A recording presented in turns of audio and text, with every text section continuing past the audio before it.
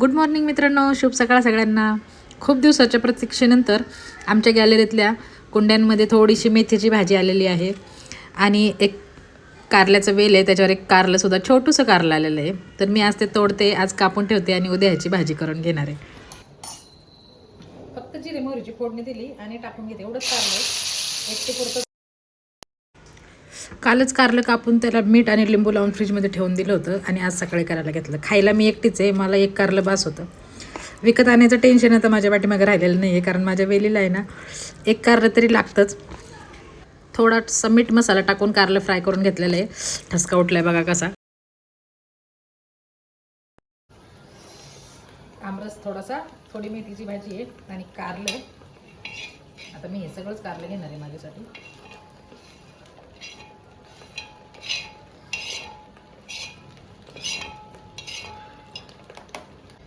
या मित्रांनो जेवण करायला. पहिल्यांदा कारलं खाऊन बघते कसं झाले. मला तर आवडतं.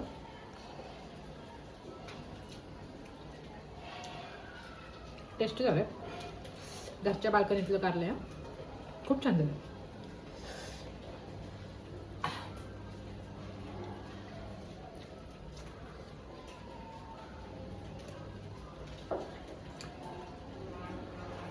मग कोणाला आवडतं माझ्यासारखं कारल्याची भाजी कडू कडू.